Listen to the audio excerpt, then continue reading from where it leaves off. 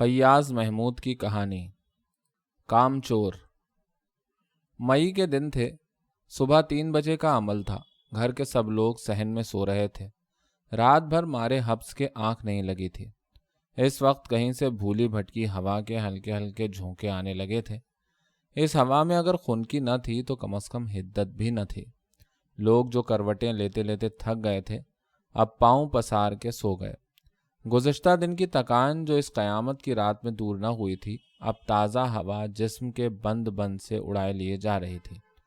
دماغوں پر ایک پرکیف سکون طاری ہو رہا تھا۔ تمام صحن میٹھی نیند میں مدہوش تھا کہ اتنے میں پہلے آہستہ، پھر ذرا زور سے اور پھر ذرا اور زور سے اور پھر بلند آواز سے ننھے نے رونا شروع کیا۔ بیوی گہری نیند میں سو رہی تھی۔ ان پر کچھ اثر نہ ہوا۔ ننھے کی ٹانگیں اور پھر بازو رونے کے ساتھ ہی ہلنے شروع ہو گئے تھے۔ رفتہ رفتہ ان کی حرکت میں تیزی پیدا ہو گئی۔ اس کا یہ نتیجہ ہوا کہ وہ سرکتا سرکتا ماں کے پیٹ سے نزدیک تر ہو گیا اور اس کی ٹانگیں ماں کے جسم پر پڑنے لگیں۔ ساتھ ساتھ ننھے نے پوری آواز سے چیخنا شروع کر دیا۔ آخر مرغوب جاگ اٹھا۔ پہلے 2-1 ساعت تو اسے اپنی گھبراہٹ کی وجہ معلوم نہ ہوئی، پھر اسے ننھے کے رونے نے اپنی طرف متوجہ کر لیا۔ اس نے کہا، اماں اماں، اور پھر اور زور سے اماں۔ بارے بیوی کو ہوش آیا۔ ہڑبڑا کے جاگی۔ کیوں؟ کیا ہے؟ ننھا مدت سے رو رہا ہے، سونے نہیں دیتا۔ بیوی نے پہلے تو ننھے کو نیم خوابی ہی کی حالت میں تھپکانا چاہا، مگر ننھا چپ نہ ہوا۔ پھر ایک کوہنی کے سہارے ذرا اوپر ہو کے دوسرے ہاتھ سے ننھے کو اٹھایا۔ دیکھا تو کپڑے خراب کیے ہوئے تھا۔ انہوں نے آواز دی، کریمن، اریو کریمن۔ پھر کریمن کریمن، پھر کمبخت مردوں سے شرطیں باندھ کے سوتی ہے۔ او کریمن کریمن، مگر کریمن سب سے دور اپنی چارپائی پر چت لیٹی آرام سے سو رہی تھی۔ آخر بیوی نے کہا، اس کمبخت پر خدا کی مار، لاکھ سر پٹ کو جاگتی ہی نہیں۔ خدا جانے اسے سانپ کیوں سونگ جاتا ہے۔ او کریمن، اے کریمن، مگر کریمن کہاں؟ تھک کے بیوی بالکل اٹھ بیٹھی۔ دونوں ہاتھوں سے ننھے کو اٹھایا۔ سرہانے اسٹول پر لیمپ مدھم سا جل رہا تھا۔ ہاتھ بڑھا کے بتی کو اونچا کیا۔ دیکھا تو ننھے کا بچھونا سب لت پت تھا۔ اپنے جاگنے پر، اس بے وقت کی تکلیف پر اور باقی سب کے سوئے رہنے پر بیوی کو بہت غصہ آیا۔ آواز دی، مرغوب، او مرغوب۔ وہ بیچارہ ابھی کچی نیند میں تھا۔ پھر چونک پڑا اور ذرا ترشی سے بولا، کیا ہے؟ ذرا اٹھ کے اس نامراد کو جگا تو دو، مردوں سے شرط باندھ کر سوئی ہے۔ مرغوب توان و کرہن اٹھا، جا کے کریمن کے کندھے کو ہلایا۔ جب اس سے کچھ اثر نہ ہوا تو زور زور سے اسے جھنجھوڑا اور آوازیں بھی دی۔ خیر کریمن کی آنکھ کھلی۔ جب چارپائی سے پاؤں نیچے رکھا تو بیوی نے غصے سے کہا، ادھر آ مردار، میں گھنٹے بھر سے آوازیں دے رہی ہوں، تیرے کان پر جوں تک نہیں رینگتی۔ پانی لا، میں ننھے کو دھوؤں۔ کریمن آنکھیں ملتی ہوئی گھڑونچی سے جو صحن میں پڑی تھی لوٹا بھر لائی اور ننھے کو دھلوایا۔ پھر بیوی کے کہنے پر غلیظ پوتڑے بستر سے اٹھائے اور نئے بچھائے۔ باورچی خانے میں جا کے ہاتھ دھوئے اور اپنے بستر پر آ کے لیٹ رہی۔ تقریباً آدھا گھنٹہ گزر گیا۔ صبح کے 4 بج رہے ہوں گے۔ ہلکی ہلکی ہوا چل رہی تھی۔ صحن میں خاموشی چھائی ہوئی تھی۔ سانس لینے کی آوازوں پر بھی سکوت نے غلبہ پا لیا تھا کہ بیوی کے بائیں طرف کی ایک چارپائی پر ایک 3 برس کا بچہ اٹھ بیٹھا اور اماں اماں کہہ کر چلانے لگا۔ جب دھیمی آواز سے کچھ نہ بنا تو اونچی آواز سے پکارنا شروع کیا۔ بیوی کی آنکھ کوئی 20 منٹ ہوئے لگی تھی کہ اب اور حملہ شروع ہوا۔ خیر اب کے جلدی جاگ اٹھی۔ پوچھا، کیا ہے؟ جواب ملا، پانی۔ اس پر بیوی نے آواز دی، کریمن، او کریمن، او کریمن۔ جی۔ اری تو ایک آواز سے نہیں اٹھ سکتی؟ پہروں کوئی جگاتا رہے پھر کہیں اٹھتی ہے۔ بشیر کو پانی دے، وہ پیاس سے ہلکان ہو رہا ہے۔ کریمن نے اٹھ کے بشیر کو پانی پلایا اور پھر گلاس کو گھڑونچی پر رکھ جا کے سو رہی۔ اتنے میں 5 بھی بج گئے۔ ہوا بدستور چل رہی تھی۔ اب تو اس کے جھونکوں میں کچھ خنکی بھی محسوس ہونے لگی تھی، اس لیے سونے والوں میں سے بعض نے پائنتی سے چادریں اٹھا کر اوڑھ لی تھیں اور بے فکری کی نیند کے مزے لے رہے تھے کہ صحن کے ایک کونے سے کھانسنے کی آوازیں اٹھنی شروع ہوئیں۔ پہلے تو آہستہ، جیسے کوئی گلا صاف کرتا ہو، फिर रुक रुक के, फिर पूरी आवाज से, मगर आवाज में तवानाई न थी। खांसी के एक हमले के बाद हल्क से एक आध तकलीफ का सांस भी निकल जाता था। ये बीवी की सास थीं। जूती पांव से टटोल कर पहनी और चारपाई की पट्टी पर दोनों हाथों को दबा के अपने बाजुओं के सहारे उठी। उस वक्त आसमान से तारीकी गायब हो चुकी थी। बीवी के सिराने लैंप बदस्तूर जल रहा था। उसे बुझा के उसे वहां से उठा के सहन की उस अलमारी में जहां लैंप रखे जाते थे रख दिया। फिर इधर उधर अपने लोटे के लिए नजर दौड़ाई, क्योंकि उनका लोटा मखसूस था, कोई उसे छू नहीं सकता था। मगर वो लोटा नजर न पड़ा। बावर्ची खाने में भी देखा, वहां भी न दिखाई दिया। बाहर घड़ों के पास भी न था। हैरान हुई कि लोटा कहाँ गया। पहले तो किसी और लोटे की फिक्र में नजर उठाई, मगर फिर जी ना चाहा, इसलिए सहन के दूसरी तरफ करीमन की चारपाई की तरफ मुतवज्जे हुई। उसे जगाया। वो उठी, उठ के बड़ी बीबी को सलाम किया और फिर उनके इस्तफसार के जवाब में लोटा ढूंढने चली। सहन में उसने देखा, कहीं ना था। बड़ी बीबी ने पूछा, आखिर तुम रात बर्तन धो के सोई थी या नहीं? जी। तो मेरा लोटा भी धोया होगा? जी हाँ, आपका लोटा तो मैंने बहुत एहतियात से साफ किया था। देखूं तो शायद बावर्ची खाने में रख दिया होगा। बावर्ची खाने गई और वहां से कुछ खड़खड़ाहट के बाद बड़ी बीबी का लोटा निकाल लाई। सहन अब काफी रोशन हो गया था। पहले तो सोचा कि जरा थोड़ा सा और सो लिया जाए, फिर याद आया कि रात बर्तन बहुत से थे, इसलिए उनको धोते धोते देर हो गई थी और घड़े नहीं भर के सोई थी। नींद तो बहुत आ रही थी, आंखें बंद होती जा रही थी, मगर बीवी की आंखें याद आ गईं, इसलिए अपना बिस्तर लपेट चारपाई उठाई और दीवार से लगा दी। बिस्तर को फालतू सामान वाली कोठरी में रखाई। सहन के एक कोने में हाथ से चलाकर पानी निकालने का नल लगा था। उसके पास घड़े उठा लाई और नल से 1 2 3 हत्ता के 5 घड़ों का पानी निकाला। उठा के उन्हें अपनी जगह पर रखा।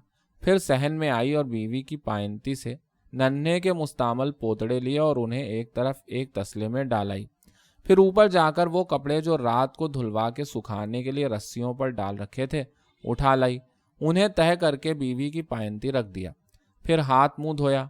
गीले गीले हाथ बालों पर फेर कर जो बाल सोते में बिखर गए थे उन्हें जमा दिया। मगर चूंकि रात गर्मी की वजह से बहुत बेआरामी से गुजरी थी और करवटों और सर के हिलने जुलने से बाल कुछ मामूल से ज्यादा बिखर गए थे, इसलिए वो अपनी उसी सामान वाली कोठरी में जहां उसका संदूक और उसकी एक आध दूसरी चीज रखी थी गई और एक मैली सी 2-3 टूटे हुए दंदानों वाली कंघी निकाल लाई। अभी वहीं खड़ी खड़ी चोटी खोल रही थी कि सहन से आवाजें आनी शुरू हो गईं। ओ करीमन, अरे ओ करीमन, कहाँ गारत हो गई? कंघी को वहीं छोड़ चोटी को बांधती हुई जी आई कहकर बाहर निकल आई। देखा तो बड़ी साहबजादी रुकैया और मियाँ असगर जागे हुए हैं और वहीं से चिल्ला रहे हैं, ओ करीमन, ओ करीमन, अरे कहाँ मर गई? करीमन ने कहा, जी मैं तो यहीं थी, कमरे में बिस्तर रखने गई थी। रुकैया बोली, अरे झूठ क्यों बकती है, लपाटन कहीं की, तू तो बाल बनाती आई है। नहीं तो बीबी जी, मैंने तो बालों से कंघी तक नहीं छुई। तोबा कर रही तोबा, तू तो चुटिया से लिपटी चली आ रही थी, झूठी कहीं की। पानी ला, मुंह धोए। तू मुझे भूल ही जाती है, मुझे स्कूल जाना है, अब 6 बजे खुलता है, 6 बजे। दूसरी तरफ से मियाँ असगर बोले, करीमन मेरे कपड़े निकाल ला, मुझे बदलने नहीं। रुकैया ने कहा, खुद उठ के क्यों नहीं पहन लेता, सुस्ती का मारा हुआ। असगर ने कहा, तो आपा तुम ही क्यों नहीं पानी उठ के ले लेती, और अभी तो किसी ने आग तक नहीं जलाई, मैं आज खा के क्या जाऊंगा।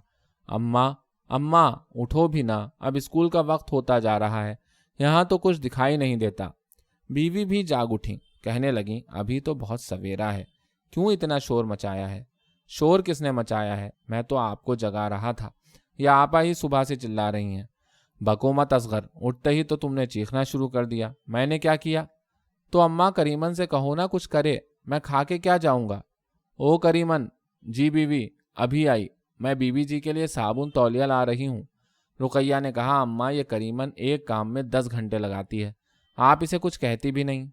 बीवी ने रुकैया को तो कुछ जवाब न दिया। करीमन से कहा, मरगूब को जगा दे। रुकैया मुंह धो रही थी कि उसे महसूस हुआ कि रात की गर्मी की वजह से कपड़े बदन से लग रहे हैं, रात पसीना बहुत आता रहा है, इसलिए मुंह हाथ धोना छोड़ करीमन को हुक्म दिया कि गुस्ल खाने में साबुन और तौलिया रखा है। वो उधर गई। आप अंदर से अपने स्कूल के कपड़े निकाल गुस्ल करने चली गई। مگر اصغر اور مرغوب کو کون نہلائے؟ انہوں نے منہ ہی دھونے پر اکتفا کیا اور اندر جا کر جلدی جلدی کپڑے پہنے۔ کریمہ نے رقیہ سے فراغت پا کر جلدی جلدی آگ جلائی اور 2-4 روٹیوں کا آٹا گوندھ لیا۔ اتنے میں اصغر اور مرغوب ناشتے کے لیے سر ہو گئے۔ انہیں معمول کے مطابق چھوٹے چھوٹے نمکین پراٹھے پکا دیے اور ساتھ دہی دے دیا۔ بی بی رقیہ کے لیے اب لسی بنانی تھی، کیونکہ وہ پراٹھے کے ساتھ ہمیشہ لسی پیا کرتی تھیں۔ مگر کریمن تو روٹی پکا رہی تھی، لسی کون بنائے؟ رقیہ نے شور مچانا شروع کیا، میری لسی کہاں ہے؟ میری لسی نہیں بنائی؟ کریمن نے پہلے کیوں نہیں بنائی؟ خیر یہ گزری کہ اب تک رقیہ کی دادی نماز سے فارغ ہو چکی تھی، اس لیے بیوی نے ان سے کہا، اماں رقیہ کی لسی ذرا بنا دو، اس نے شور مچا رکھا ہے۔ دادی اماں نے کریمن سے پوچھا، بلونی کہاں ہے؟ اس نے کہا باورچی خانے میں۔ وہاں بڑی بیوی کو نہ ملی تو پھر شور ہوا، یہ کریمن کبھی چیز جگہ پر رکھتی بھی ہے یا نہیں؟ اس پر خدا کی مار، ابھی کل تو یہاں دیکھی تھی، یہاں پڑی تھی یہاں۔ کریمن نے کہا باورچی خانے میں برتنوں کی الماری کے اوپر کے خانے میں رکھی تھی، کسی دیگچی کے پیچھے ہو گئی ہوگی۔ بارے بلونی ملی، لسی تیار ہوئی، رقیہ نے ناشتہ کیا۔ ادھر اصغر اور مرغوب نے بھی اپنا اپنا پراٹھا ختم کر لیا تھا۔ اتنے میں رقیہ کے اسکول کی ملازمہ آ گئی، وہ اس کے ساتھ اسکول چلی گئی۔ ادھر لڑکے بھی اپنے اسکول کو روانہ ہو گئے۔ ان کے جانے کے بعد بیوی جی اٹھیں، اٹھ کے پہلے شب خوابی کا میلا پاجامہ تبدیل کیا، پھر ہاتھ منہ دھو کر اپنی ساس کے بالوں میں کنگھی کرائی۔ اتنے میں کریمن چولہے کے کام سے فارغ ہو چکی تھی۔ اس سے کہا گیا کہ بستر بڑھا دے۔ اس نے سب بستر اندر رکھے اور چارپائیاں اٹھا کر ایک طرف رکھیں، پھر دالان کے آگے سے اور چولہے کے قریب قریب سے جھاڑو دیا۔ تھوڑی دیر میں مہترانی آ گئی۔ اس نے کہا بی بی پہلے پوتڑے دھلوا دیجئے۔ اس لیے کریمن سے پھر کہا گیا کہ پانی بھر بھر کے مہترانی سے کپڑے دھلوائے۔ چنانچہ آدھ گھنٹے سے زائد وقت اس کام میں صرف ہو گیا۔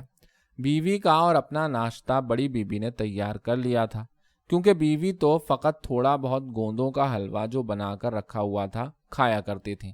باقی رہیں بڑی بیوی، انہوں نے دہی سے 1-8 چپاتی کھا لی۔ کریمن نے اس اثنا میں مہترانی کا گھڑا بھر دیا، جس سے وہ نالیاں وغیرہ صاف کیا کرتی تھی۔ بعد میں اس نے ہاتھ وغیرہ دھو کے نوکر کو آواز دی، اس سے گوشت اور میتھی پالک کا ساگ لانے کو کہا، خود گھر کا آٹا گوندھنے بیٹھ گئی۔ آج اسے کچھ فرصت سی محسوس ہو رہی تھی، کیونکہ بڑے میاں دورے پر جا چکے تھے اور آج ان کے ناشتے کی تیاری کا کام نہیں تھا۔ اتنے میں نوکر سودا سلف لے آیا۔ اس نے آواز دی کہ سودا لے لیجئے۔ کریمن آٹا گوندھ رہی تھی، اس لیے نہ اٹھی۔ بیوی نے نوکر کی دوسری آواز پر خفا ہو کر کہا، کیوں ری اٹھتی کیوں نہیں؟ اور کون تیرا بابا اٹھ کے جائے، سنتی نہیں؟ وہ دیر سے کھڑا آوازیں دے رہا ہے۔ کریمن اٹھنے کو ہی تھی کہ بڑی بیوی نے کہا، میں لے آتی ہوں، تو گوندھتی جا۔ جب آٹا گوندھ لیا تو مسالہ پیسا، آگ جلائی اور گوشت چڑھا دیا۔ اب میتھی چن رہی تھی کہ آواز آئی، کریمن بھاگ کے آئیو، جلدی آ جلدی۔ کریمن چلی جا رہی تھی کہ پھر بیوی جی پکاری، ارے آتی ہے کہ نہیں؟ ادھر ننھے نے سارا بستر خراب کر دیا ہے۔ بارے کریمن نے جا کے ننھے کو دھلوایا، نچلے کپڑے بدلوائے اور پھر سبزی کاٹنے لگ گئی۔ کریمن کو اب شدت کی بھوک لگ رہی تھی، کیونکہ صحت مند جسم ہونے کے باعث صبح ہی سے پیٹ خالی خالی سا لگتا تھا۔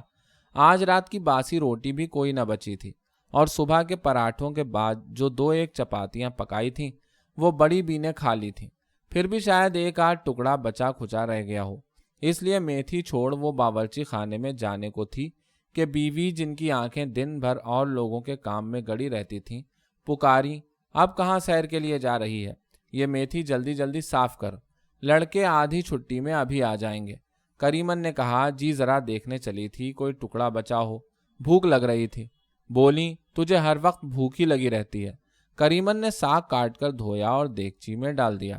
اب ذرا ایک لمحے کی فرصت ہوئی تھی کہ بیوی نے کہا، کریمن، یہ لڑکوں کے تکیوں کے غلاف بہت میلے ہو گئے ہیں، انہیں اتار کے لا اور ان کا ٹرنک بھی اٹھا لا، میں تجھے دھلے ہوئے غلاف نکال دوں۔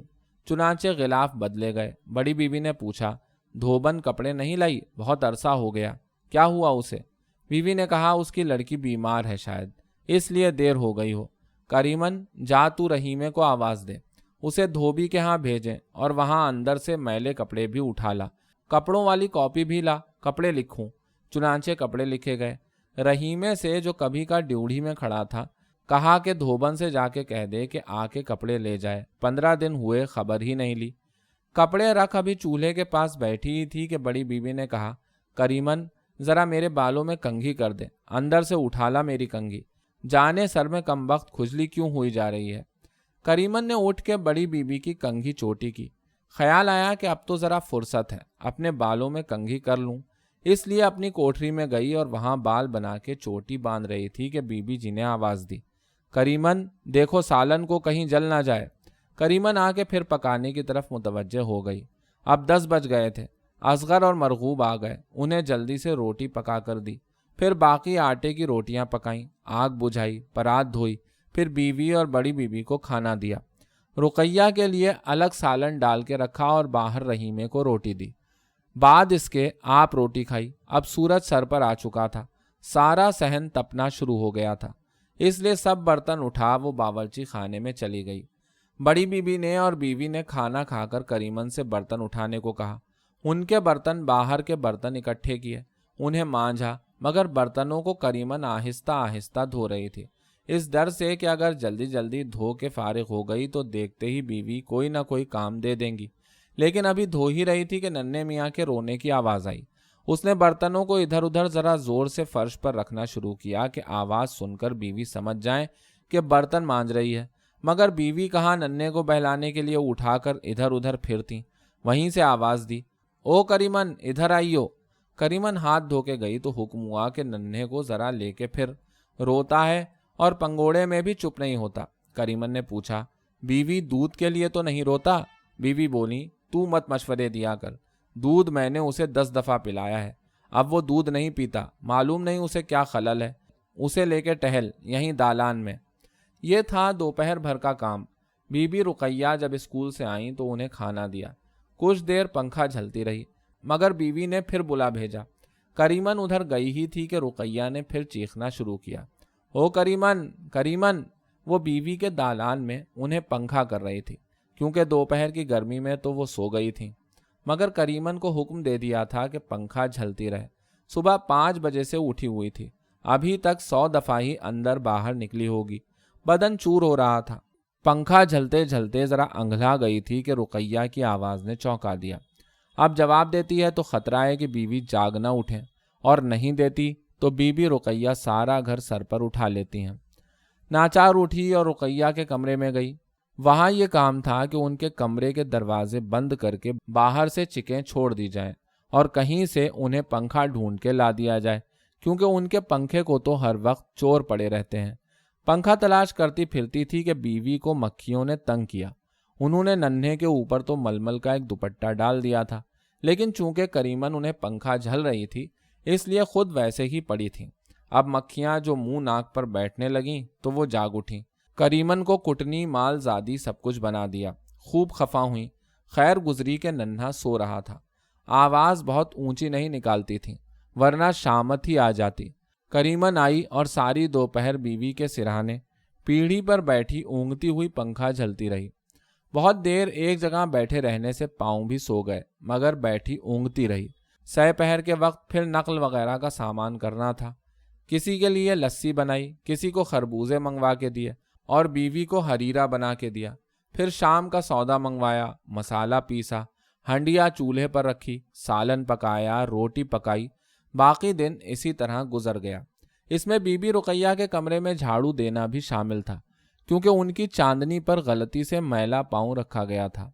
रुकैया ने उसको अंधी, मलंगनी, गधी और जो कुछ उनकी जबान पर आया कहा, और यह भी कहा कि हमारे सर पर यह अजाब मालूम नहीं क्यों सवार है। एक आवाज़ तो कभी सुनी नहीं, 10 आवाज़ें दो तो कुछ सुनती है, और फिर काम ऐसा बददिली से करती है कि न होने से बदतर होता है। मालूम नहीं अम्मा ने इसे क्यों रखा है, वगैरह वगैरह। बहरहाल सरे शाम करीमन ने सहन में 4 पाइयाँ बिछा दी, उन पर सबके बिछौने किए, फिर सबको खाना खिला के बर्तन इकट्ठे करके उन्हें साफ किया। अब रात के 10 बज चुके थे। करीमन ने अभी अभी बर्तनों से फरागत हासिल की थी। अब खुरा साफ कर रही थी। टांगें ऐसी बोझल महसूस हो रही थीं जैसे उनमें सीसा भरा हुआ है। आंखें बंद हुई जाती थीं। लिहाजा उसने सोचा कि पानी सुबह उठ के भरूंगी, अब तो नल नहीं चलाया जाएगा और फिर उसके चलाने से शोर भी होगा। और सोचा कि घड़ौंची के घड़े तो अभी खाली न हुए होंगे, क्योंकि सहपहर को देखे थे आधे आधे भरे हुए थे, इसलिए अपनी चारपाई बिछाने चली। आज फिर हवा बंद थी, मगर कल जितना हब्स न था। चारपाई तो बिछा ली, अंदर से बिस्तर लाना दूभर हो गया। बहरहाल ले आई और बिछाते के साथ जो पड़ी तो 1 ही मिनट में सो गई। अभी रुकैया और असगर जाग रहे थे, अपने अपने स्कूल की बातें हो रही थीं। मियाँ असगर को पानी की ज़रूरत हुई। वो उठ के लोटा भरने गया तो देखा कि घड़े में पानी नहीं है। बस उसने चिल्लाना शुरू किया, घड़ों में कभी पानी होता ही नहीं, मालूम नहीं भिश्ती क्यों नहीं रख लेते, रोज़ देखता हूँ पानी नहीं होता, अब मैं क्या करूँ। असगर की दादी गालिबन जाग रही थी, कहने लगी, बेटा बावर्ची खाने में से ले लो। मगर असगर क्यों जाता, वहीं से गया अपनी वालिदा के सिरहाने और लगा उन्हें झंझोड़ने, अम्मा अम्मा, ए अम्मा। उनकी अभी अभी आंख लगी थी। यकलख्त जो जागना पड़ा, बहुत गुस्सा आया। कहने लगी, है तुझे सब्र भी नहीं पड़ता, किसी को सोने भी देता है कि नहीं। सारा दिन गर्मी से आंखों पर नींद हराम रही, अब जरा सोई थी कि जल्लाद सर पर आन सवार हुआ। तो मैं क्या करूं, असगर ने झल्ला के जवाब दिया, घड़ों में पानी भी हो, मुझे ऊपर जाना है। तो मेरे सर क्यों हुआ है नामुराद, करीमन मुर्दार से कह, वो नवाबजादी तो सरे शाम ही सो जाती है, उसे कह तुझे पानी निकाल के दे। ऐसी काहिल भी कोई लड़की नहीं देखी। तोबा, ऐसी नींद की प्यारी है कि पानी तक नहीं रात को भर सकती। उठा उस कामचोर को। ओ करीमन, करीमन, ए करीमन।